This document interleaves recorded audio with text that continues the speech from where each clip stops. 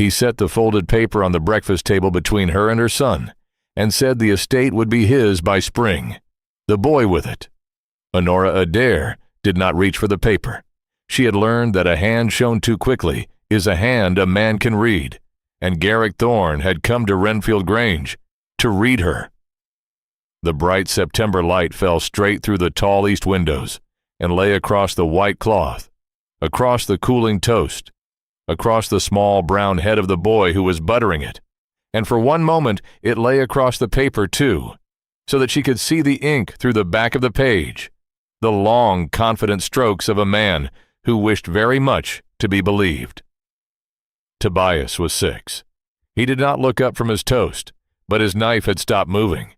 Children hear the weather in a room before the grown people do. The clock on the mantel went on, and the old wood of the house held the morning warmth the way it had held it for 200 years, and Thorne smiled at her with the particular patience of a man who thinks he has already won. A debt is only a name on paper. She had heard her husband say it once, lightly, the way a man says a thing he believes will never be tested. Now her husband was 4 months in the chapel ground, and the paper was on her table, and the man across from her was saying her son's name as though it were already a thing he owned. "You will want time to consider it," Thorne said. He had a warm voice. They expected a man who held debts to sound like a slammed door, and instead he sounded like an old friend leaning in to spare you embarrassment. Edmund's affairs were not, forgive me, orderly. There were obligations. I held a great many of them, quietly, out of regard for him. A widow alone, with a small boy and a great house, and no man between her and the season's accounts. Mrs. Adair, the kindest thing I can do is make it simple. "You are very kind," Honora said. She said it without heat, and Mrs. Pellingham, who had let herself in behind Thorne under the excuse of returning a borrowed shawl and had not left, made a small sound that was not quite a laugh. "She takes it very calmly. She would tell the rectory by noon. Too calmly, if you ask me. A proper widow would weep." Honora had heard that verdict before, after the funeral, when she had stood dry-eyed at the chapel rail with her hand flat on the cold stone, and her son's hand inside her other one, and the parish had decided, in the comfortable way of people who have not themselves been struck, that a woman who does not weep does not feel. They had named her for it. The marble widow, Lady Maris Bexley had called her behind a fan at the Michaelmas dinner, loud enough to carry, and the name had stuck, because cruelty that rhymes always sticks. What none of them saw was the steward. Bramwell had served the Grange 40 years. He had taught Edmund Adair to sit a horse, and had carried Tobias on his shoulders to see the harvest, and he stood now just inside the door with the Morning Post in his hands, and his old face set like a man at a graveside. He did not look at Thorne. He looked at the paper on the table, at the long, confident ink, and his jaw worked once, as though he had bitten down on something. Then he looked at his mistress, and very slightly, so slightly that only a person who had known him all her married life could have caught it. He shook his head. Honora caught it. She gave no sign, but the cold that had been sitting in her since the chapel ground shifted a quarter inch, the way a draft shifts when some far door is opened in a house too large to see all at once, and she understood that the old man knew a thing she did not yet know, and that the knowing of it would either save her son or be the most dangerous knowledge in the county. She set her own hand on the table then, not on the paper, beside it. On her third finger was the ring, the estate seal of the Adairs, a worn oval of dark carnelian cut with the crest the family had used since before the house had a second story. A heron, standing in reeds with one foot lifted. It pressed every lease that mattered, and it had been put into her hand the week Edmund died, with the words, "It goes to the boy. You keep it for him." Thorne's eyes went to it. She saw him price it, as he priced everything, and decide it was sentiment, and she let him, because a man who mistakes your armor for a keepsake will not think to take it from you. "I shall consider it," she said, "and I shall send you my answer." And when the carriage had gone, the bright room was very quiet, and the boy laid down his knife and looked up at her with his father's steady brown eyes, and asked, "Is that man going to take the house?" "No," she said. She did not yet know how the word would be made true. She knew only that it would be. But the question that would sit in her chest through every bright room of that long autumn was not whether Garrick Thorne meant to take Renfield. He plainly did. The question was the paper. Where it had come from. Whose hand had truly made it? And why, when an honest old steward looked at that confident ink, his face went the color of a man who has seen a thing he knows to be a lie. If you're the sort who leans toward the quiet stories, the ones where the wrong person does not shout, but simply refuses to look away, where the proof is in the patience and the justice comes slow and is the sweeter for the waiting, then I think you already know whether you belong here. And you may as well take the moment to subscribe, because a slow, dignified reckoning, told by candlelight, is the only kind of story I tell on this channel. And the people who stay for it are the people it is made for. Now, back to the widow and the house, and how she came to be reading a stranger's ink at her own table. To understand it, you must go back, not far, only to the spring before the world tilted. Edmund Adair had not been a careful man, but he had been a kind one, and the two are confused more often than they should be. He rode well and laughed easily, and trusted the people of his county as a man trusts the ground he was born on, without examining it, because it had always held. He had married Honora over the heads of better dowered girls because, he said, she was the only woman at the assembly who looked at the room as though taking its inventory. And he had been right. She had been. She had grown up the daughter of a clergyman with $1,100 a year and 10 children, and she had learned arithmetic as other girls learned the pianoforte, a thing a poor gentlewoman had better be able to do in the dark. When she came to Renfield, she had quietly, over 6 years, learned its every acre and tenant and leaking roof, not because Edmund asked it, but because she could not live in a house and not know how it stood, and Edmund had laughed at her ledgers and loved her for them and gone on signing whatever Garrick Thorne put in front of him. For Thorne had been their neighbor, and more than their neighbor. His land marched with theirs along the river. He had dined at the Grange 100 times. He had stood godfather to Tobias, and he had, in the easy years, lent Edmund money as friends in a county do, on a word and a signature, for a horse, for a wall, for the bad harvest of the year the rains came, sums a great estate could carry without feeling.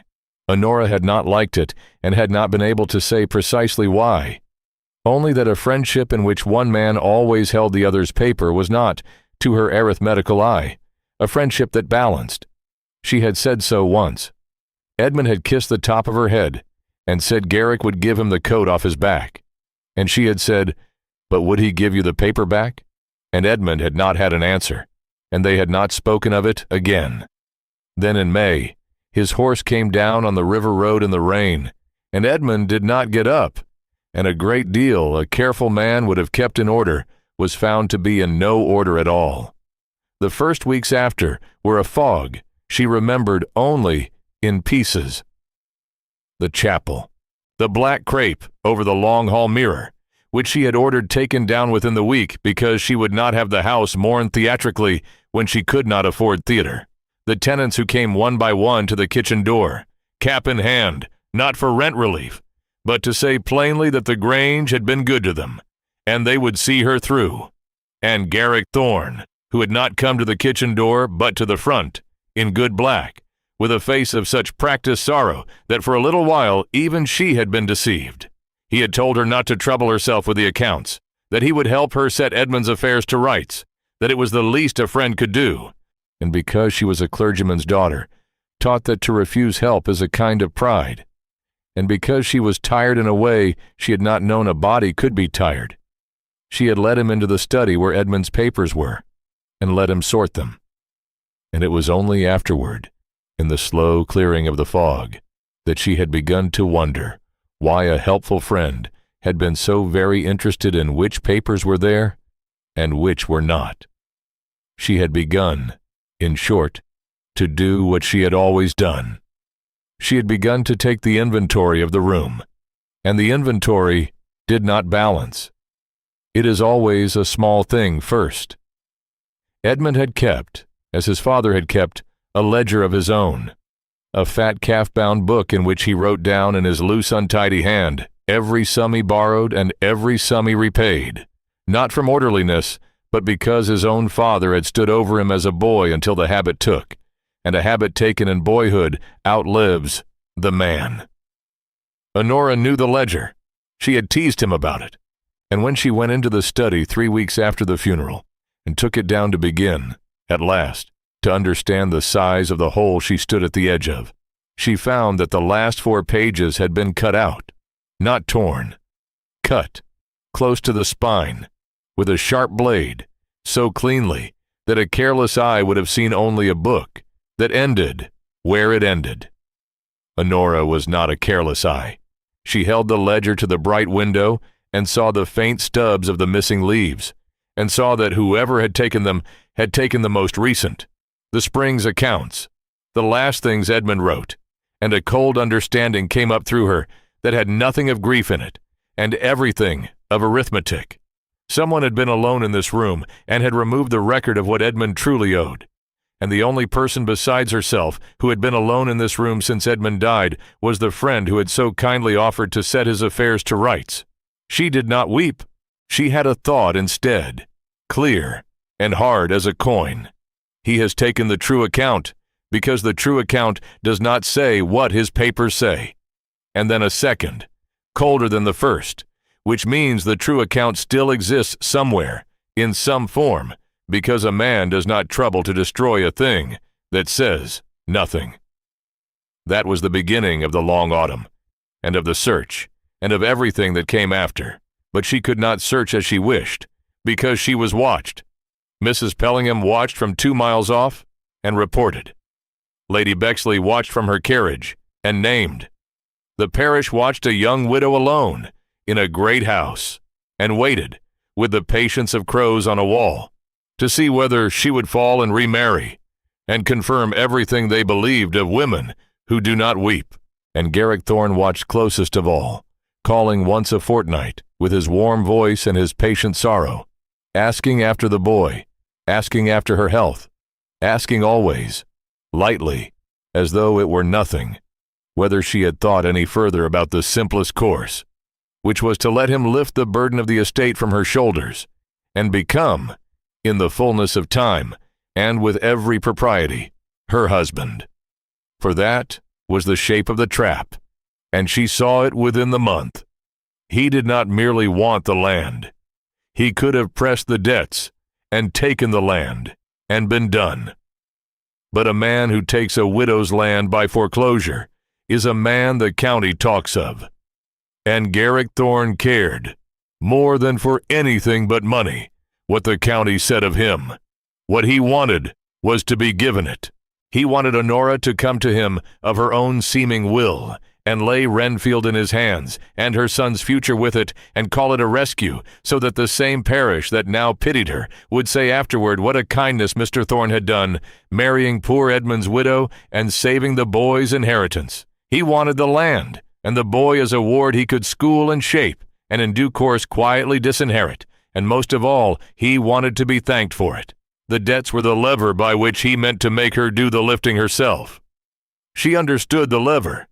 She did not yet understand the paper, and the not understanding was a danger that grew heavier every week the quarter day drew nearer, because a claim a widow cannot disprove is a claim that becomes, in time, and in a county court, a deed.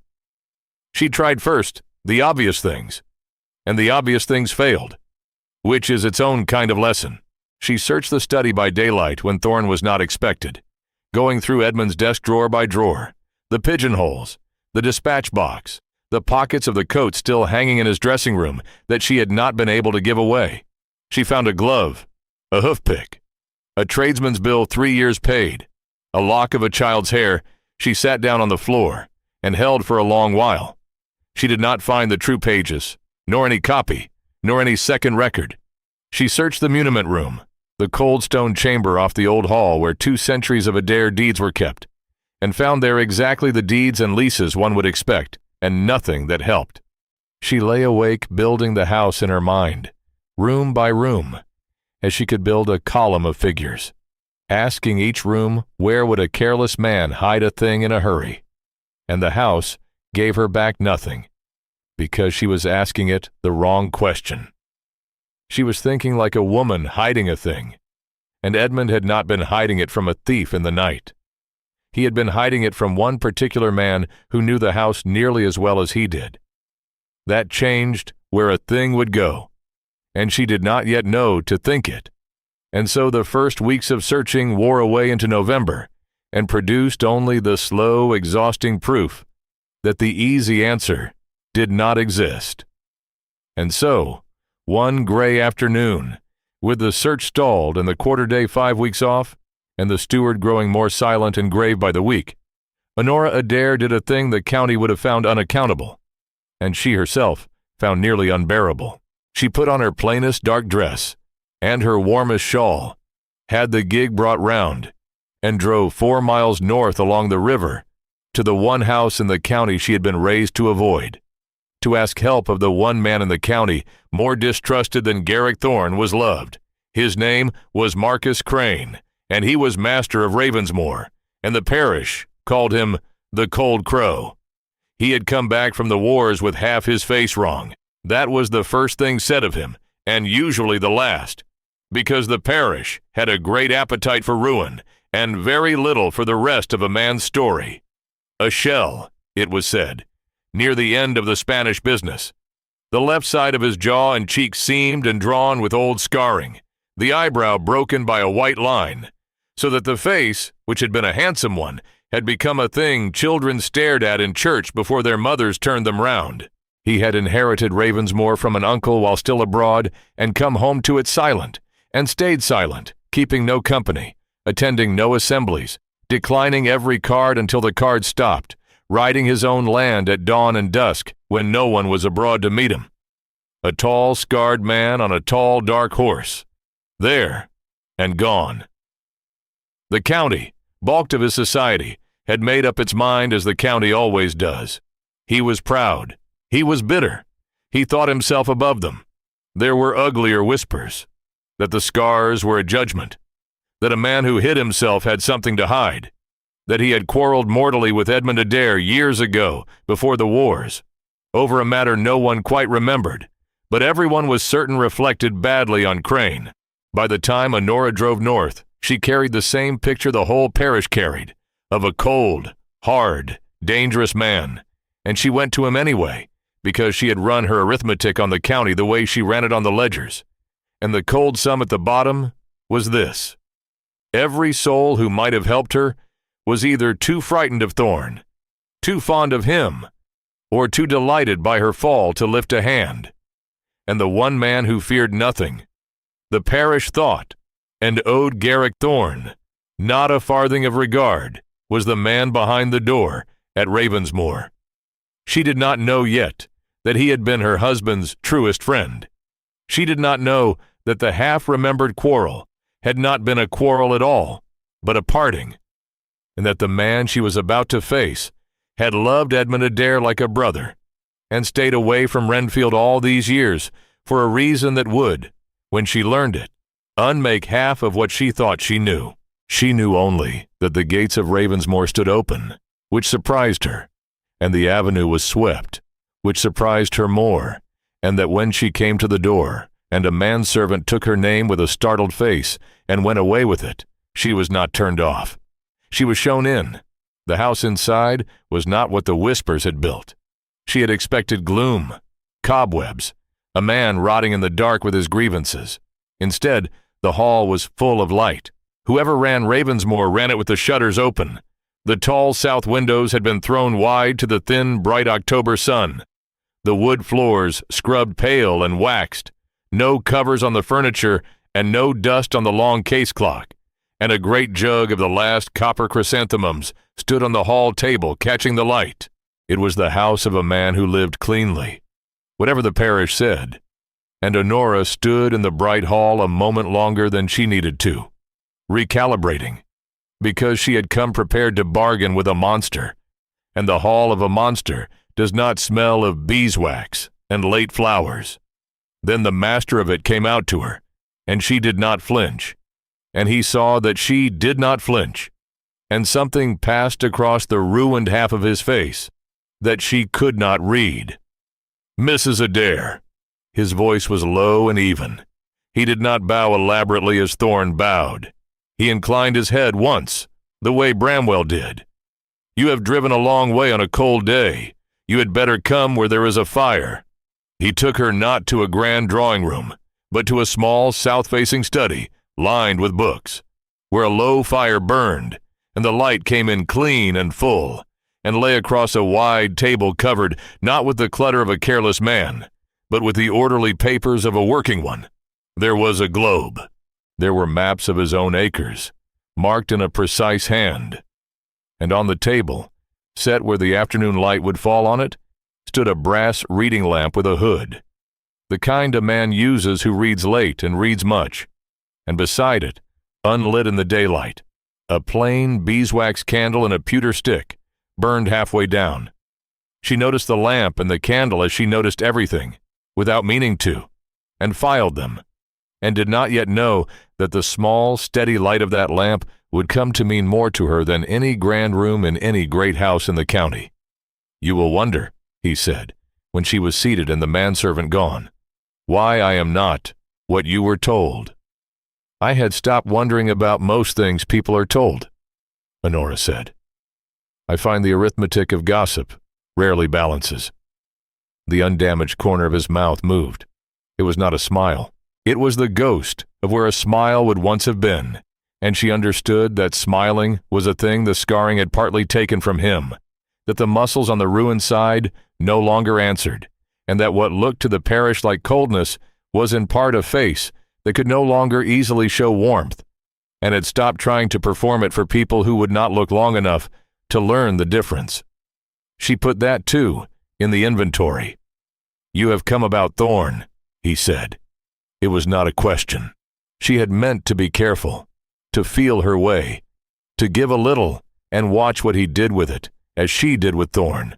But the fire was warm, and the light was honest, and the man across from her had named the thing in 3 words, without dressing it in sorrow. And she was so very tired of dressing. And so she set it all down plainly. The paper on the breakfast table, the cut pages in Edmund's ledger, the trap that wore the shape of a rescue. Marcus Crane listened without once interrupting, his scarred face still, his gray eyes, which were the only part of him the war had left wholly intact, never leaving her face. When she had finished, he was silent a long moment. The fire ticked. Somewhere in the bright house, a clock told the half-hour. "Edmund owed Garrick Thorne," he said at last, slowly. "Almost nothing." Honora went very still. "I know what he owed, because I knew Edmund's affairs better than Edmund did. Once, long ago, and because some debts a man does not forget, he forgave. Small sums, friendly sums, a horse, a wall, 200 pounds, perhaps 3, across the last years. Nothing a tenth of Renfield's worth. Nothing that could touch the freehold. Nothing that could touch the boy." He let it land. "The paper Thorne laid on your table is not a record of what Edmund owed. It is a thing he has made. I would stake Ravensmore on it. How can you know what was on a paper you have not seen? Because I know the man." And for the first time, something moved under the evenness of his voice, a current of an old banked anger. "I have known Garrick Thorne 30 years. I knew what he was before your husband would believe it of him. And that, Mrs. Adair, is the whole reason I have not set foot in your house, since before you were its mistress. Edmund and I did not quarrel over a card, or a horse, or any of the things the parish has invented. We parted over Thorne. I told Edmund what manner of man he was lending his name to.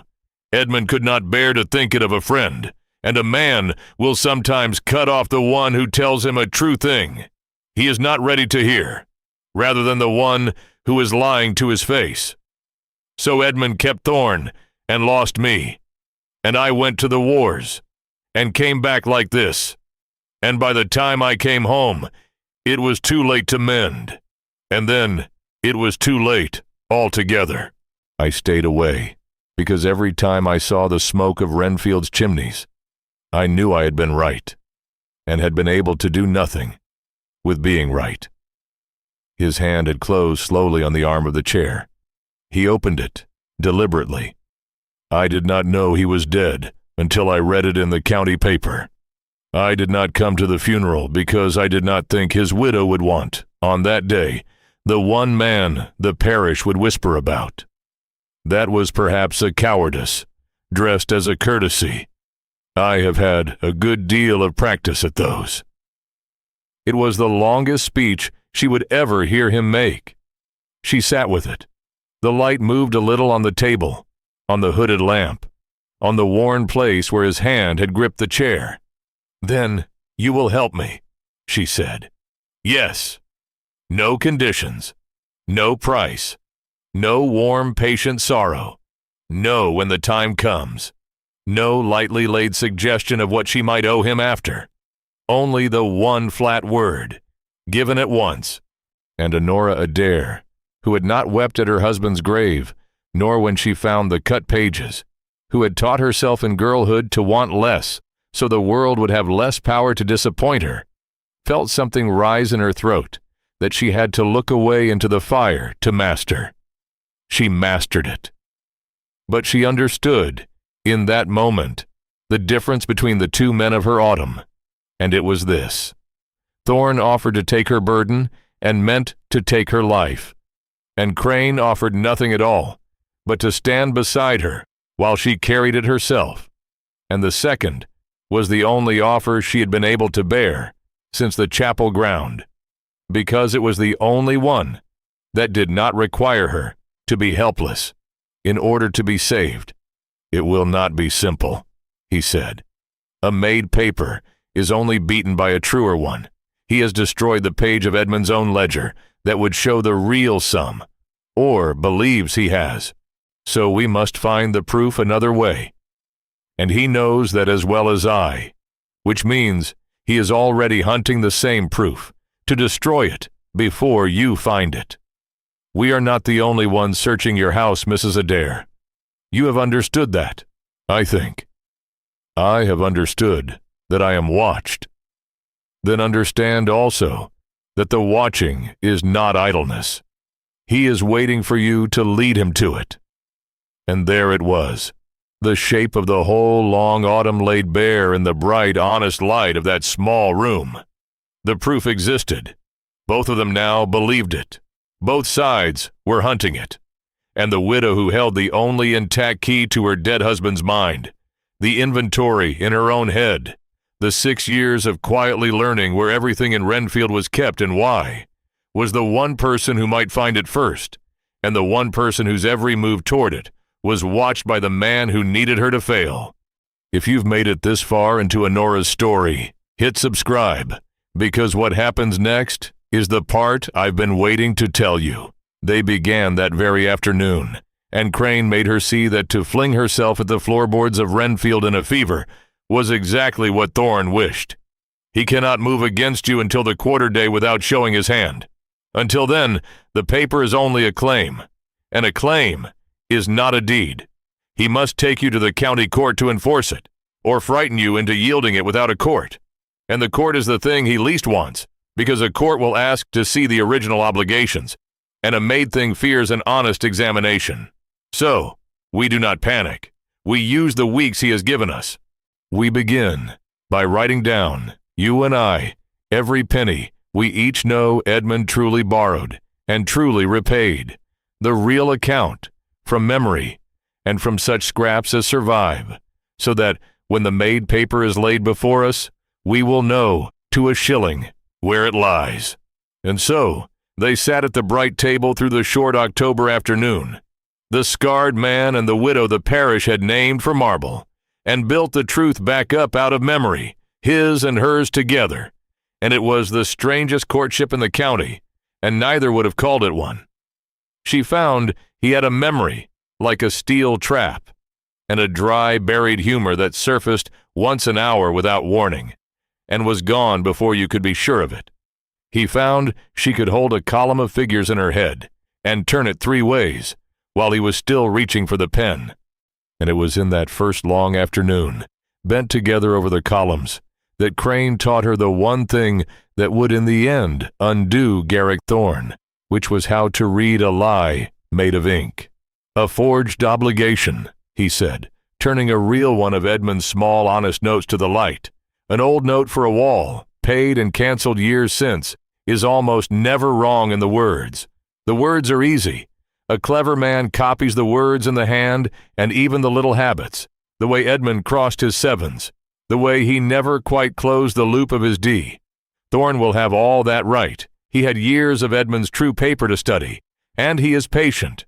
Where a made paper betrays itself is in the things a forger cannot copy, because he does not know they exist. The dates against the days. He set 2 notes side by side. Edmund did business on quarter days and market days, and almost never else. He was a creature of the calendar without knowing it. If Thorne's great obligation is dated to a Tuesday in a week, Edmund was 3 counties off at the autumn sales. The paper hangs itself, the sums against the season, the ink against the year, for ink browns at its own pace, and a note written last spring does not match a note 10 years old. However, the hand agrees. We do not yet have his paper to hold to the light.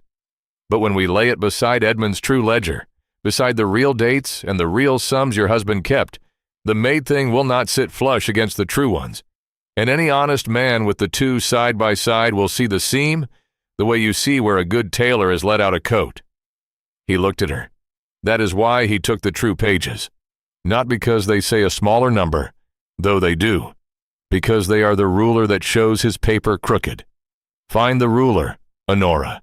And we do not need to prove the forgery to a jury of fools. We need only lay it flat beside the truth, before men who can count, and let the crookedness show itself. She understood it completely, and at once, the way she understood a column that would not balance, and she felt the cold in her shift again. That quarter inch, because for the first time, the thing was not only a grief and a danger, but a problem, and a problem with a shape, was a problem she had been built her whole life to solve. They did not speak of themselves. They spoke of debts and dates, and dead Edmund, whom they had both in their different ways loved, and the afternoon went, and the light went gold, and then gray, and when she rose to go, he lit the candle from the fire, the plain beeswax one and the pewter stick, and walked her out through the cooling house holding it, because the hall had gone dim, and at the door he gave it into the manservant's hand, and said only, "Send word the moment anything in the house is disturbed. Day or night, I will come." "They will see your horse," she said. "They will talk. Mrs. Adair." The gray eyes held hers, level and unafraid. "They have been talking about me for 6 years. I find it does me no harm at all." And the undamaged corner of his mouth moved again, and she drove home north to south under the first stars with the cold sitting lighter in her than it had since May, and did not yet have a word for why.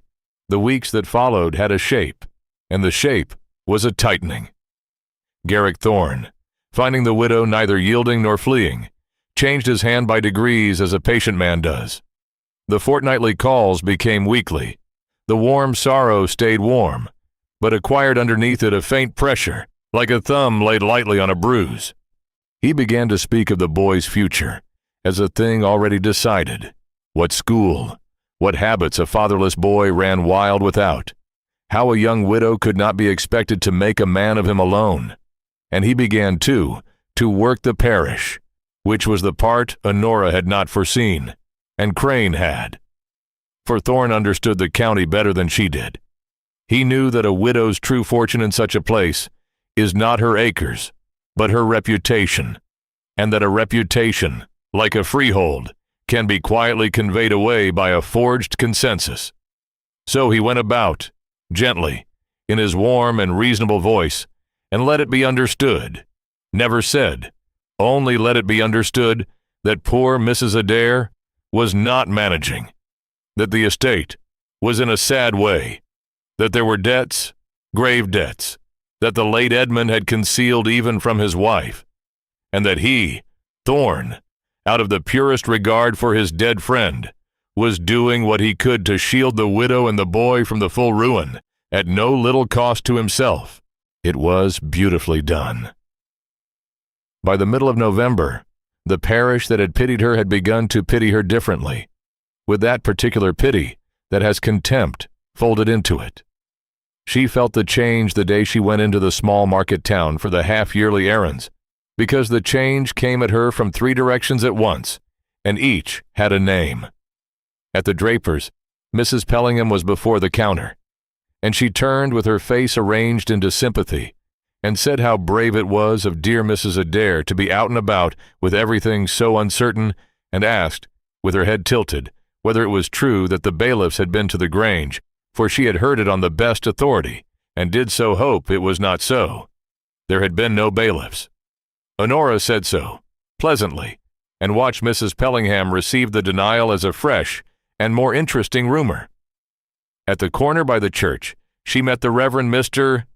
Doddridge, a mild and well-meaning man, who would not have told a lie to save his life, and who repeated other people's without examining them as naturally as he breathed.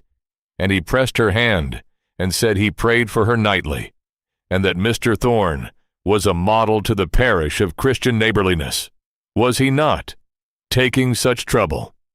And Honora agreed that Mr. Thorne took a great deal of trouble, which was the truest thing she said all day.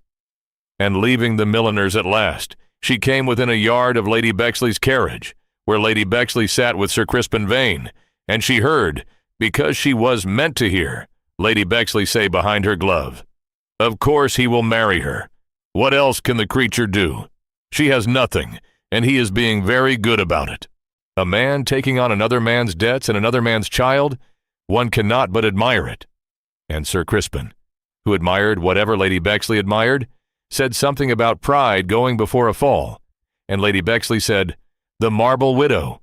She will hold out for pride, and lose the boy his bread, and then we shall all be very sorry for the child." Honora stood very straight in the bright street, and did not turn round, and she thought, "He has even made my refusal into a cruelty to my son. That is the cleverest thing he has done. If I yield, he wins, and if I refuse, he has taught them all to call my refusal selfishness. There is no door he has left me but his." She drove home, with a new whisper, sitting in her, like a swallowed stone. And that night, for the first time, the fear got into her properly. Not for herself. She had stopped fearing for herself somewhere on the road north to Ravensmoor. But for Tobias, the small, steady boy with his father's eyes, sleeping down the corridor in a house a stranger's ink said was no longer his. And she sat up late by her own candle, and could not master it. And at last, she did the thing Crane had told her to do for any disturbance, and did not feel foolish doing it for a disturbance that was only in her own heart. She sent word. He came at dawn. She had not truly believed he would. It had been a weak hour, and she had half wished the note unsent by the time the gray light came. But she heard the horse in the yard before the house was properly awake, and came down in her shawl to find Marcus Crane in the bright cold kitchen, having been let in by a wide-eyed maid, standing with his hat in his hand, and the scarred side of his face turned a little away, as he habitually turned it. He had ridden 4 miles in the dark, on the word of a frightened note. He did not say, "I trust nothing is truly wrong," which would have made her feel a fool. He said, "Tell me." And she told him, not a disturbance in the house, but the disturbance in the street, the 3 faces, the new whisper, the door with no exit. And he listened. And when she had done, he was quiet. And then he said a thing she kept for a long time after. "He has made the county believe your dignity is a wall you are hiding behind, so you will not hide behind it. You will use it as a door." He set his hat on the table. You have been refusing his calls and avoiding his society, which lets him write your story for you in your absence. From this week, you will do the opposite. You will go everywhere. You will be seen. You will be perfectly, unbearably gracious to Garrick Thorne in every drawing room in this county. You will thank him sweetly and publicly for his great kindness to a poor widow, and you will let every soul who watches see a woman entirely composed and entirely unfrightened, because nothing in the world so unsettles a man building a quiet fraud as a victim who behaves as though she has nothing to fear. He is relying on your fear to make you stumble. Deny him the fear, and watch him begin, himself, to stumble. The gray eyes were steady. Can you do it? It is harder than weeping. I have never found weeping the hard part, Honora said. And that, though neither marked it then, was the moment the autumn turned, not at any reveal or confrontation, but in a bright cold kitchen at dawn, over a cup of tea a frightened maid had made with shaking hands, when a scarred man told a marble widow to turn her armor into a door, and she understood him completely, and for the first time in half a year was not, in the deepest place, alone in the arithmetic. What followed was a campaign, and it was conducted almost entirely in daylight, in drawing rooms, over tea, with the most exquisite courtesy, and it was as ruthless on both sides as anything fought in Crane's Spanish War. Honora went out. She accepted every invitation the season offered a widow in half mourning. She wore her plain good dresses, and her late husband's mother's pearls, and the heron ring. Always the heron ring. And she carried herself into the rooms that had named her with a calm that was not coldness, whatever they had called it, but the deep steadiness of a woman who has done her sums and knows the number at the bottom. And she was gracious to Garrick Thorne. God, she was gracious. She thanked him, in Lady Bexley's own drawing room, with a dozen ladies listening, for his great goodness to her and her boy. She said she did not know how a friendless widow should have managed without so generous a neighbor. She said it with her clear eyes wide and warm, and watched, with a private and entirely unchristian satisfaction, the flicker of unease cross his handsome face, because a man, laying a trap, wants his victim frightened and grateful in private, not radiant and grateful in public, where the gratitude becomes a thing he is now held to. She had turned his own weapon. Every public thanks she gave him made it harder for him to be unkind. She was building in the county's memory a Mr. Thorne so good to the widow that when the good Mr. Thorne should at last move to take her house, the move would jar against the picture she had so sweetly helped him paint. Crane had seen it. She executed it. And the parish, watching, began, slowly, against its will, to revise her a second time, from poor thing to what will become of them to here and there in the quieter corners. Why, she bears it wonderfully, and is not he perhaps a little too eager? The graciousness held the county off, but it provoked the man, which Crane had foreseen, and Honora had not fully reckoned the cost of, and the cost came one night in the last week of November. She woke before dawn to a sound that did not belong, a single soft knock of wood on wood from somewhere below, the particular note of a thing being set down with too much care, and she lay in the dark with her heart going hard, and listened to a great house she knew as well as her own hands, and she heard a floorboard she could have named take a wait in the passage outside the study. She did not cry out. She got up and lit no candle, and went to the head of the stairs in her bare feet with her shawl about her, and stood in the dark and listened to a stranger, going methodically through her dead husband's desk. By the thin light of a shuttered lantern, she could see leaking yellow under the study door, the sound of a drawer, the sound of paper, the patient, unhurried sound of a man who had been told exactly what to look for, and was confident the house slept. She stood there a long while in the cold, and she did not go down, because she was one woman and a child in a house with a man who had broken into it, and because some colder part of her, the arithmetical part, was already counting what this told her, which was a great deal. It told her Thorne had given up waiting for her to lead him to the proof, and had come to take it himself. It told her he believed it was still in the study, which meant he did not know she had searched the study and found it bare, which meant he was, for all his patience, working half blind. And it told her, most of all, that the man's warmth was a coat he could take off in the dark, that the friend who spoke so gently of poor Edmund over tea would walk through a sleeping widow's house at 4 a.m. to cut a child out of his inheritance, and that she had been right, on the road north, never once to believe the coat. When the lantern light withdrew and the far door of the offices clicked, and the house was only the house again, she went back to her bed and lay until the gray came, and she did not sleep, and she was not afraid. She was, for the first time, entirely and coldly clear.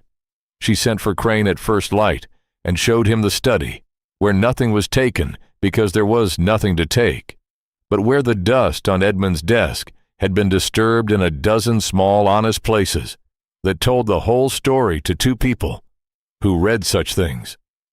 And she watched the scarred face take it in, and she watched something happen in it she had not seen before, a stillness that was worse than anger, the stillness of a man who has just understood that the danger has changed its nature. "He has stopped being patient," Crane said. "I had thought we might have until the quarter day. We will not." A man who breaks a lock has decided the slow way has failed him, and the slow way failing is the most dangerous thing that could happen to us, because the slow way was the only thing keeping him careful. And then, because she had earned it, and because the night had made plain that she was in this to the bone, he told her the thing he had not told her, the thing that turned the whole shape of her enemy a quarter turn in the light and made him not less guilty, but suddenly and terribly comprehensible. "You think him a monster," Crane said, "and it would be easier if he were. He is not. I have known Garrick Thorne since we were boys, and I will tell you what he is, because you had better understand the man whose house you are now besieged by. 30 years ago, there were two Thorne brothers, and Garrick was the younger and the cleverer, and by every right, the one who should have had the land. And his father gave it all, every acre, to the elder, who was steady and dull and beloved. And Garrick got nothing but a younger son's pittance, and the lifelong knowledge that he was worth more than the man set over him. And then the elder brother died, badly, in debt, having mortgaged the land Garrick had wanted his whole life, to men in the city who took it. And Garrick stood and watched the one thing he had been denied, and still coveted past to strangers, because his brother had been a fool with it, and something in him closed for good. He decided, I think, in that year, that the world had cheated him of land by an accident of birth, and a fool's mismanagement, and that he would spend the rest of his life taking land back from it, by whatever quiet means, and call the taking justice. He does not see himself as a thief, Honora. He sees himself as a man correcting a long error. Every acre he has gathered, and he has gathered a great many, he has told himself was owed to him. That is why he wanted Renfield given, not seized. A gift confirms the story he tells himself, that he is owed, that men hand him what is rightly his, and that is why he is the most dangerous kind of man there is, the kind who has made his greed into a grievance and his theft into a verdict, and believes it all the way down. He was quiet a moment. "I tell you this not to soften you toward him. Do not soften. A wound does not excuse a hand that breaks a child's home. I tell you so that you will stop expecting him to behave like a villain, and start expecting him to behave like a man who is certain he is in the right, because that man does not frighten, and does not bluff, and will not stop. And we have perhaps 2 weeks to beat him, and we will not beat him by being shocked that he is wicked. We will beat him by being right, and by being able to prove it, and by being, this once, less patient than he is." Honora listened to all of it standing in the disturbed gray study, and she understood that her enemy had a wound older than her marriage, and that the wound did not move her in the least, and both of those things were true at once, and Crane had given her both, and she thought, not for the first time, that the most frightening thing about the man beside her was how clearly he saw, and the most reassuring thing was that he had chosen, out of all that clear seeing, to stand on her side of it. But the daylight campaign was a holding action, a way of buying weeks, and weeks were not the war. The war was the proof, and the proof was still nowhere. And the quarter day was 3 weeks off, and then it was 2. And Honora began to feel the particular terror of a person who has done everything right and may still lose. Because being right is not the same as being able to show it. Crane felt it too.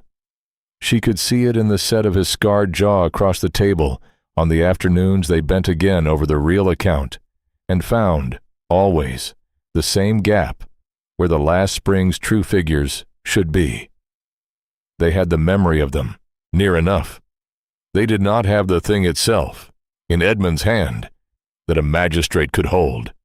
And the difference between those two, Crane said quietly, was the difference between a story and a case. "He will reckon on exactly this," he said, "that you know the truth and cannot prove it. A great many wrongs in this world are safe, precisely because the people wronged by them know perfectly well what was done, and have no paper to lay on the table. He is betting his whole patience on your having no paper." And Honora, looking at the gap in the account, understood that she had searched the house for a thing hidden from a thief, and that she had been asking it the wrong question all along, and she still did not know the right one. And the days were running out. It was the boy who knew the right question. It is so often the one no one thinks to ask. Tobias had taken to Crane, as children take to people who answer their questions, as though the questions were worth answering, and he followed him about the bright autumn gardens of Renfield like a small grave shadow, learning the names of hawks, and the make of old swords, and why the river floods the low meadow. And it was on one of those walks, while Honora and Crane bent over the real account at the library table and thought the boy safely out of doors, that Tobias came in quietly, stood at his mother's elbow, and said, "Why does Papa's writing go behind the wall in the muniment room?" They both looked up. "What do you mean, behind the wall?" "The little door," Tobias said, with the patience of a child explaining the obvious to slow adults. "Bramwell showed me when I was little. Papa used to put letters in the wall. There is a place." And he led them, the two arithmeticians who had searched the whole house, and crossed off the muniment room in the first week, back to the cold stone chamber off the old hall, and he pressed his small hand against a particular carved rosette in the wainscot that 200 years of Adair's had pressed until it was worn paler than the wood around it, and a section of the paneling hung on a hidden iron pivot, swung silently inward on a dark recess, the depth of a man's arm. It had been Edmund's, his father's before him, a hiding place known only to the master of the house, and it seemed, to an old steward who had served 3 masters, and to a small boy shown at once as a secret, and keeping it, as children keep secrets, perfectly and without understanding, until the moment it mattered. This was the right question, the one Honora had not known to ask. Not where would a man hide a thing from a thief, but where would a man hide a thing from the one friend who knew his house. Edmund had hidden it in the one place that friend did not know, the place his own father had shown him, and he had shown only his son. She reached into the dark with a hand that was, for once, not quite steady, and drew out a flat packet wrapped in oiled silk, and inside the oiled silk were the 4-cut pages of Edmund's ledger. Not destroyed, but hidden. Edmund himself had cut them out and hidden them in the last spring of his life, and folded with them, in his loose, untidy hand, a letter that began, "To my wife, if I am not by you when this is found." The muniment room had no window. She had brought the plain beeswax candle from the library, and she set it now on the iron-bound box at her side, and read her dead husband's letter by its small, steady light, with Marcus Crane standing silent at her shoulder and her son's hand in hers. And the letter told her everything. Edmund had not been quite the careless man she had mourned. He had been careless for years, yes, trusting, signing what Thorne put before him, but in the last spring, something had pricked him awake. Going through his own affairs for once with his own eyes, he had found a paper he did not remember signing, an obligation, a large one, in his own apparent hand, for a sum he had never borrowed, and the forgery was so good, so very like his own loose script, that for a terrible hour he had doubted his own memory, and wondered if he had truly borrowed it and forgotten. And then he had remembered Crane, years gone, telling him what manner of man he lent his name to, and the careless trust had fallen off him all at once like a coat, and he had understood, far too late, that his oldest friend had for years been quietly manufacturing his ruin. He wrote it plainly, dates and sums. He wrote that he had cut the true pages from his ledger and hidden them with this letter, because he feared Thorne had access to the study and would destroy any record that contradicted the false papers. He wrote that he meant to confront Thorne and set it right, and write at last to Marcus Crane and beg the pardon of the one friend who had never lied to him. He had not had the chance. The horse had come down on the river road in the rain 3 days after the letter was written. And Honora, reading the date, felt the whole bright, cold room tilt. Because 3 days is a very short time, and a horse is a very easy thing to make come down. And she looked up from the letter into the steady gray eyes of the man beside her, and saw that he had done the same arithmetic, and reached the same edge, and would not, because he was kind under the cold, say the number out loud in front of the boy. He said instead, quietly, "We will not build on what we cannot prove. The letter and the pages prove the forgery, and the forgery is enough. The rest we keep, and we watch, and if there is ever a truth in it, it will keep too. Today we have what we came for. Today your son's house is his again. Let that be today's whole work." And it was.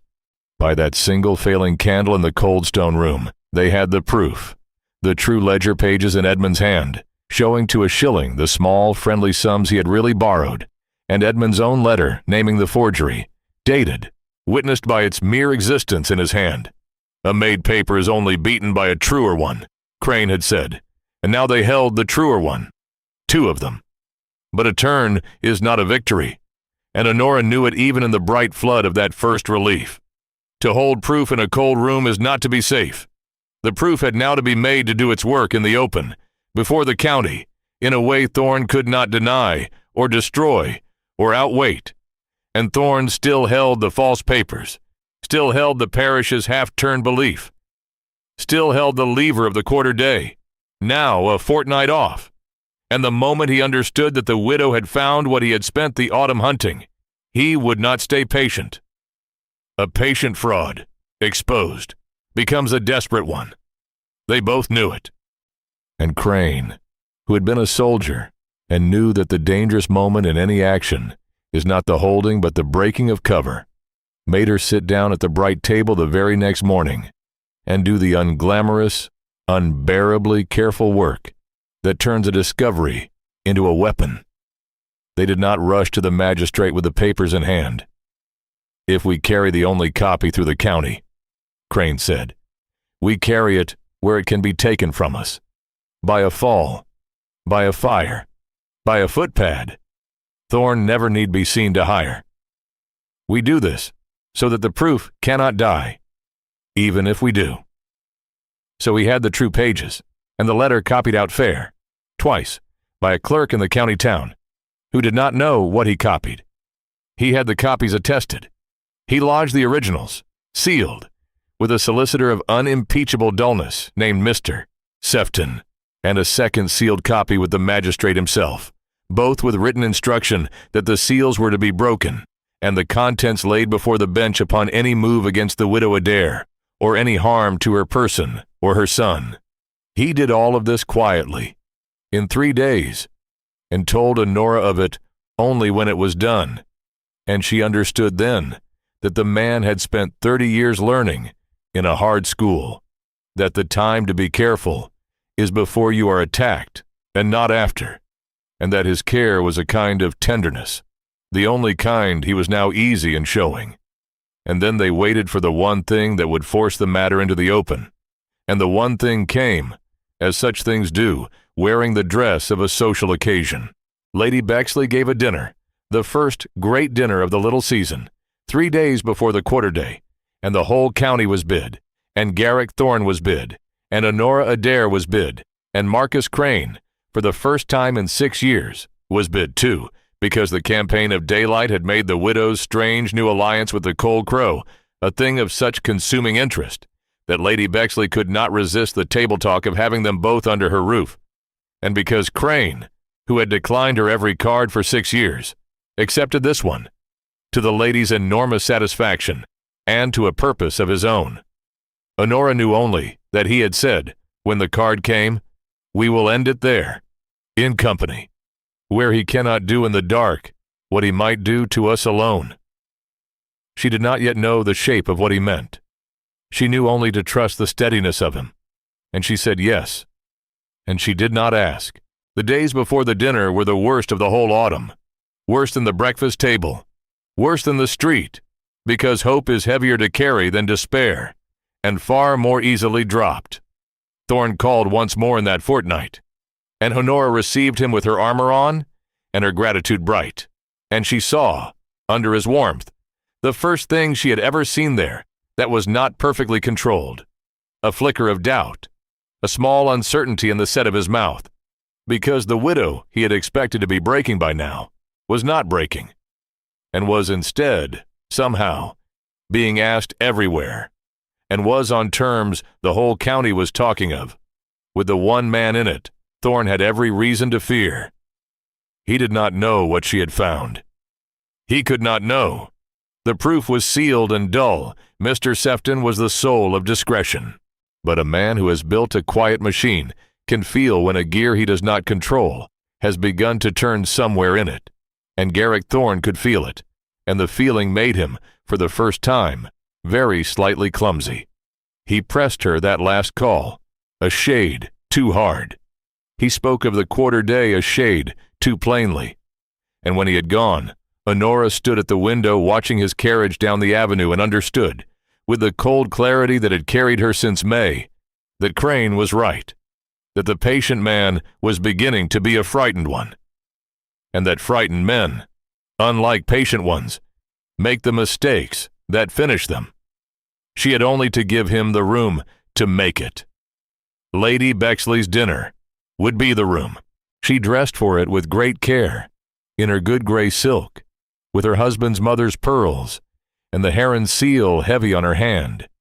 And she looked at herself a long moment in the long hall mirror she had stripped of its mourning crepe in the first week. And she did not see marble there, whatever the county saw. She saw a clergyman's daughter who had learned arithmetic in the dark, and a wife who had loved a careless kind man and lost him, and a mother who would walk into a blazing room full of people who had named her cruelly, and do the hardest sum of her life in front of all of them, without letting her hand shake. She put the candle out. She went down to the carriage, and she drove south to north this time, toward the lights of Bexley Hall, with her proof sealed safe in 2 strong boxes in the county town, and the scarred man's dark horse already, she knew, tied in Lady Bexley's stable, and the long autumn narrowing at last to the single bright overheated room where it would end. Bexley Hall was lit as Lady Bexley lit everything, to excess, every sconce and candelabrum blazing against the early dark, so that the room swam with a hot gold light and the silver threw it back. And Honora came up the steps out of the cold into all that brightness, and felt the whole company turn to mark her coming, the way a field of grass turns at a wind. They had all heard. That was plain at once. They had heard that the widow and the Cold Crow would both be under one roof, and they had come to watch. And the watching ran along the receiving line ahead of her, in a little traveling hush. Lady Bexley took her hand with enormous warmth and devouring eyes, and said how brave it was, how good, to see her out, and how missed her. Thorne had been speaking of her only this evening with such concern, and Honora thanked her, and said how kind everyone was, and passed on into the blaze with her chin level, and her husband's mother's pearls cool at her throat, and the heron seal a steadying weight on her hand. Mrs. Pellingham was there, and turned pink and could not meet her eye, for the rumor of the bailiffs she had so enjoyed had not been true, and somewhere in her small, busy soul she knew it. Sir Crispin Vane bowed too low and said something gallant and meaningless. The Reverend Mr. Doddridge pressed her hand with real feeling and real ignorance, and said he prayed for her household nightly, and she believed him, and was almost sorry for what the evening would do to the comfortable picture of the parish he carried about with him.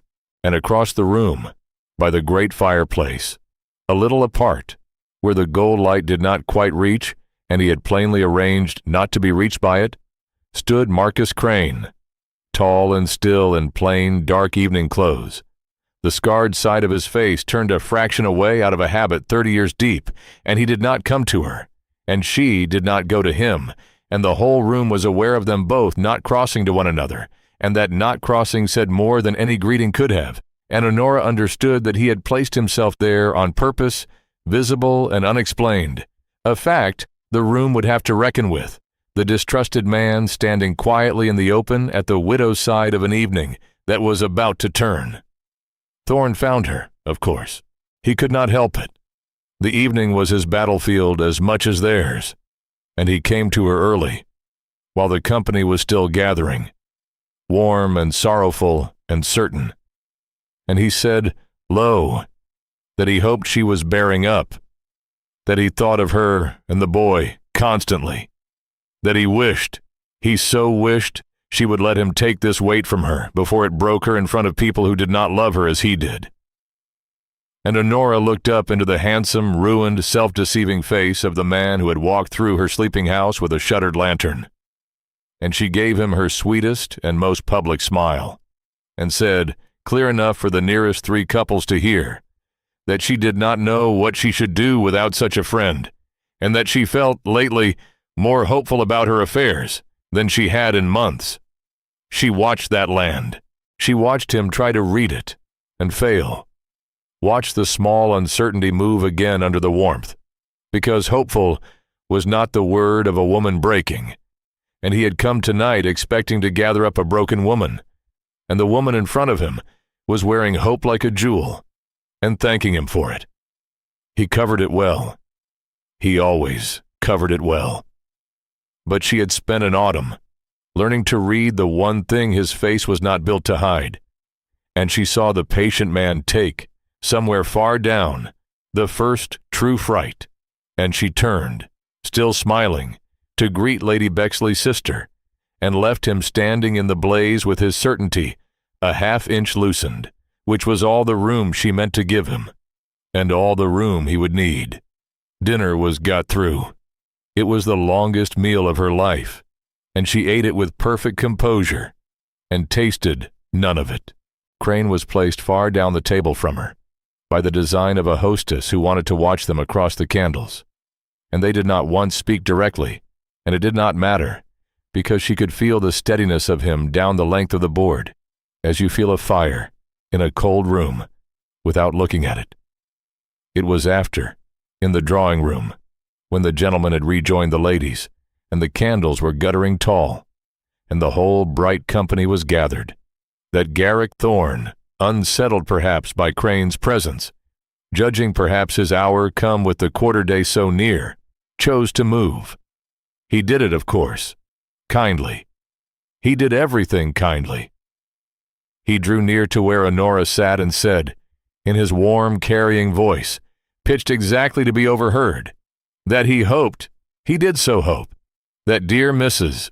Adair had come to a decision about her difficulties, for the quarter-day was nearly upon them, and he should truly hate, to see the matter go to the county court, with all the unpleasantness and the public airing of poor Edmund's debts that such a course must bring upon the boy. It was a threat, dressed as a grief, delivered before 40 witnesses, and it was meant to do in public what he had failed to do in private, to corner her, gently, smilingly, into yielding before the whole county, so that her surrender should look like sense, and his conquest like charity. The room had gone quiet to listen. Lady Bexley's fan had stopped. This was the thing they had all come, half ashamed and half avid, to see whether the marble widow would crack at last. Honora rose. She did not raise her voice. She had learned long ago that the loudest thing in any room is a quiet voice that is entirely unafraid. You are very good, Mr. Thorne, as you have always been very good, and I have thanked you for it in every house in this county, and I thank you again now. A ripple. He inclined his head, gracious, wary, but there will be no need of the county court, and no airing of my husband's debts, because my husband's debts are a small and honest matter that I am very well able to discharge, as the record plainly shows. A different quality came into the silence. I had feared, these months, that I could not show it, that the record was lost. I feared it, because the page of my husband's own ledger, that holds the true account of what he borrowed of you, had been cut out of the book and carried away by someone who had been alone in his study after his death. She let it sink, watching the warmth just begin, to leave his face. But my husband, it seems, mistrusted that someone sooner than I did. He cut the true pages out himself before he died and hid them where only he and his son would think to look, and he left, with them, a letter. She did not take the papers out. That was Crane's stroke, and it was a master's. The evidence itself was a fortnight sealed in 2 strong boxes in the county town, and what stood in Lady Bexley's drawing room was not the proof, but the announcement of it, made in company, before the whole county, so that the existence of it became in an instant common knowledge. Thorne could no longer make disappear, because 40 people now knew to ask after it. He had wanted everything done quietly. She had, with a handful of sentences, made it impossible for anything to be done quietly, ever again. The letter, she said into the absolute silence, names the obligations you hold against this estate, Mr. Thorne, for what they are. My husband examined them in his last spring with his own eyes, and knew his own hand, and knew which papers bore it truly, and which did not. She did not say the word. She did not have to. The word was in the room now, fully grown, and it had 40 pairs of eyes to live behind. I am sure, she went on, and here for the first and only time, something edged her voice. Not loud, only cold and true. I am sure it is all some error that an honest examination will set right. You will be as glad of that examination as I am. We need only lay your papers and my husband's letter side by side before the magistrate, and the truth of the figures will be plain to anyone who can read. I have lodged the letter and the true pages safely against that day. I am certain you will wish to cooperate fully, out of the same regard for my husband that has moved you to such kindness all along. It was the most devastating thing she could have said, and the cruelty of it, such as it was only that it was perfectly courteous and perfectly true, and left him no exit that was not the door of a court he could not survive. She had not gloated. She had thanked him, even here, even now, for his kindness, and turned the thanks into the blade.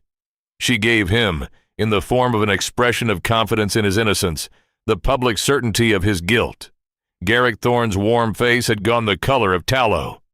He understood, as a man of his particular intelligence could only understand it fully and at once, that he was finished, not arrested, not yet, perhaps not ever in form, for the county settles such things its own way, but finished where it most mattered to him, in the regard of the parish, whose good opinion was the only coin he had ever truly hoarded.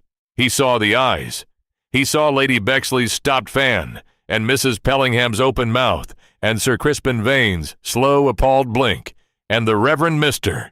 Doddridge's face crumpling toward a grief that was genuine, and the slow, terrible turning of 40 faces from the genial neighbor to the thing the genial neighbor had nearly done, and he saw, last, standing quiet and scarred and unsurprised by the fire, Marcus Crane, who had told Edmund Adair 30 years ago what manner of man this was, and been cut off for it, and waited without hope all this while, to be proven right in a way that could at last do some good. The two men looked at one another across the bright room over the head of the widow. They had each in their way failed and served, and nothing was said, and everything was. He did not bluster. That, she would think later, was the one thing in him that was not contemptible.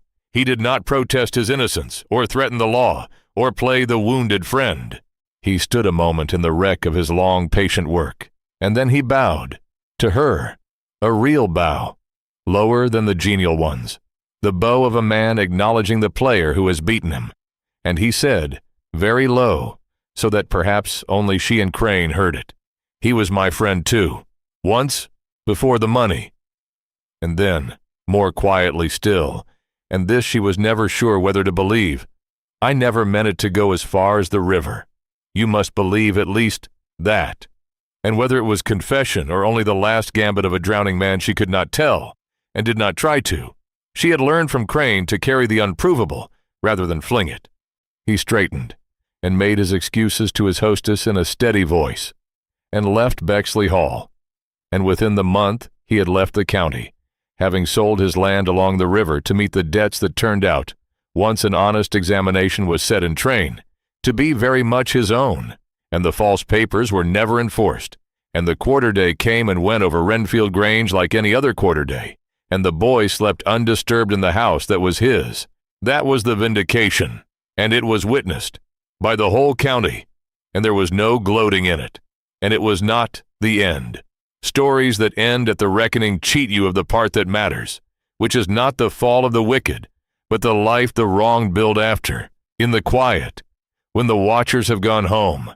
So stay a while longer in Renfield, where the rest of it settled. The parish, of course, turned.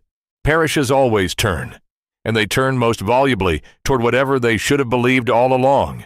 And by Christmas, Lady Bexley was telling anyone who would listen that she had never trusted Garrick Thorne. Not from the first. There had always been something too smooth about the man, and that dear Mrs. Adair had borne the whole shameful business with a dignity that did the county credit. The marble widow was not heard again.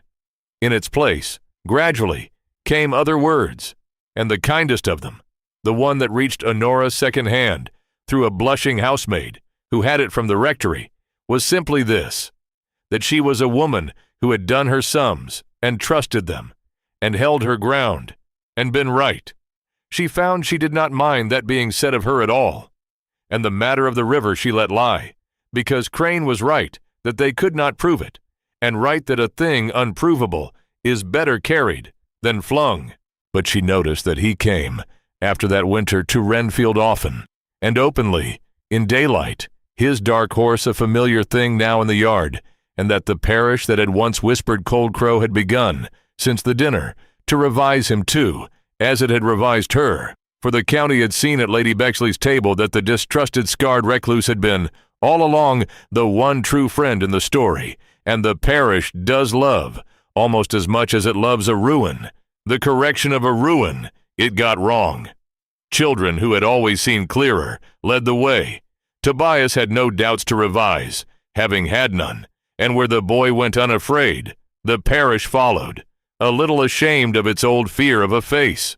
There was a Sunday that winter she remembered after as the turn of it, a hard, bright, frozen Sunday when she came out of the little chapel with Tobias's mittened hand in hers, and found Marcus Crane waiting by the lich gate, where he had used to wait outside, never coming in all those years. And this time he had come in, had sat through the whole service in the Adair pew as plainly as any man in the parish, scarred face and all, and the congregation filing out had had to walk past the two of them standing together in the cold sunlight and decide, each soul as it passed, what its face would do. And the faces, one by one, did the decent thing, because a parish shamed is a parish on its best behavior for a season, and old Mrs. Pellingham herself dropped Honora a curtsy, and wished the boy a happy Christmas, and could not quite look at either of them. And Lady Bexley sailed up in her furs, and was gracious to Crane, gracious to the Cold Crow, and asked whether they might hope to see him at her Twelfth Night party. And Honora watched the undamaged corner of his mouth move in that ruin of a smile, and heard him say, gravely, that they might, and understood that the county had finished revising him in public, and would spend the rest of its life pretending it had never thought otherwise. The tenants needed no revising. They had come to the kitchen door for her in the bad weeks, and they came now to touch their caps to the tall, quiet man, who rode the bounds of Renfield at her side, and knew a sick beast from a well one at 40 paces, and never raised his voice to a soul. And within the year, the older among them were saying, over their hedges, that the grange had not been so well looked to since the old master's father's day, which from a tenant is the highest praise there is, and is never, ever said to the master's face. Tobias, who had begun the autumn a grave, watchful boy listening for the weather in rooms, ended that winter laughing again, the proper unguarded laughter of a child who has stopped being afraid. And the sound of it, through the bright, cold house, was the thing Honora found, in the end, she could not get used to and did not want to, because she had not heard it since the bad May, and had feared, in the worst of the autumn, that she might never hear it again. He never courted her. That was not his way, and it was not, after the autumn they had spent, in the least necessary. The thing had grown in daylight, over columns of figures, in a bright, honest room, and it did not need the apparatus of courtship to know itself. But there came an evening the following spring, near a year from the bad May that had begun it all, when Honora rode north to Ravensmoor, openly now, in the long gold light, with Tobias on the pony beside her, and found Marcus Crane in his south study, with the windows wide, and the last sun full on the table. And on the table, set where the light would fall on it, as everything she valued seemed always to end up set in the light, was the brass reading lamp, and beside it the plain beeswax candle and its pewter stick, burned now nearly to nothing.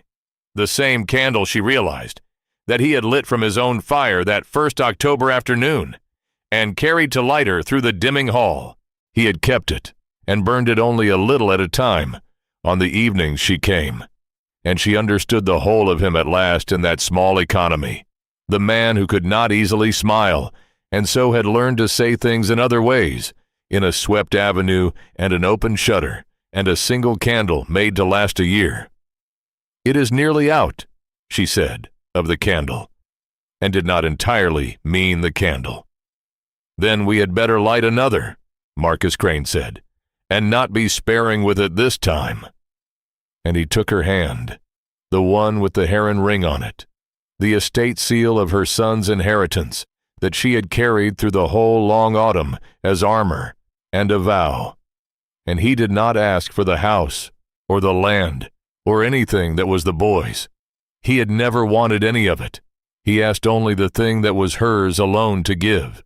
And Honora Adair, who had taught herself in a poor, crowded childhood to want less, so the world could not disappoint her, who had not wept at the grave or the cut pages or the cruelest dinner in the county, stood in the bright window of Ravensmoor, with her hand in his, and her son, turning the globe by the wall, and found that she had, after all this careful arithmetic of wanting little, somehow come into possession of a great deal. And she did weep then, a little at last, not from grief, and he did not name it, only stood with her in the falling gold light, while the small old candle burned down beside the steady lamp, and the heron on her finger, that had stood so long in its carved reeds with one foot lifted, seemed at last to have somewhere to set it down. They married in the autumn, quietly, in the chapel where Edmund lay, which some thought strange, and Honora thought exactly right, because she did not believe the dead are jealous of the living being happy, and because Edmund's letter had ended, under the dates and the sums, and the warning, with a line she had not read aloud in Lady Bexley's drawing room, and had told no one but Marcus, a line in the loose, untidy hand of a careless, kind, finally clear-eyed man. "If it comes to the worst, go to Crane. He is the only one I ever trusted who never once gave me cause. Trust him for me." Edmund had sent her north himself, from beyond the river road, with the last clear thought of his life. She had only been slow to read it. The estate prospered, in the unspectacular way of estates run by people who know their acres. Tobias grew. The Heron Seal pressed his leases when he came of age, and pressed before that a great many of his stepfathers, for Marcus Crane managed Renfield for the boy as scrupulously as he managed his own land, and rendered the accounts every quarter to a steward grown very old, and a mistress who checked his figures out of love rather than need, and never once found them wanting. Bramwell lived to see it settled, and died in his bed, in the house he had served 3 masters and a 4th, and was buried near Edmund. And Honora stood at that graveside too without weeping where the parish could see, and went home, and wept where it could not, which is the only place that ever has any business with a person's tears. And the lamp, the brass reading lamp with the hood, the small, steady light that had burned on the table the first day she came in from the cold expecting a monster and found a man, that lamp moved, when they married, from Ravensmoor to the library at Renfield, and it stood there for the rest of their long lives on the table where they did the accounts together in the evenings. And it was the last light put out in that house, every night, for 30 years. And the children of Tobias's children, who never knew the bad May, or the long autumn, or the cruelest dinner in the county, knew only that grandmother's lamp must never be let run dry, and were taught to keep it filled, and did, without understanding, the way Tobias had once kept a secret in a wall, perfectly and for love, until the day it should matter. A debt is only a name on paper. Honora had heard her husband say it lightly, in the careless years of money. She had learned in the autumn that took him and the spring that gave her Crane that it was true in a way Edmund had never meant it, that the worst debts and the truest ones alike are only ever names on paper, ink that men set down and other men can forge or cut away or refuse to honor, and that the one account no one can counterfeit, the only ledger that finally balances, is the slow daily record of who stood beside you in the cold and asked nothing for it, written in no hand at all and kept by no steward, and paid when it is paid, not in coin, but in the lighting of one more candle, and the not being sparing with it. So I leave it with you, by the low light of Honora's lamp, the question her whole long autumn turned on, and I turn it now to you. If the world had named you for marble, and left you one cold door to knock at, would you have driven north into the dark and knocked, not knowing what you would find behind it? Or would you have stayed in the bright familiar house and signed the warm man's paper and called it the kindness everyone agreed it was? Stay a while in the quiet, and tell me before you go, which of the two you believe you would truly have done. That was tonight's chapter from Candlelit Chapters. If her story moved you, snuff the candle gently and join me for the next.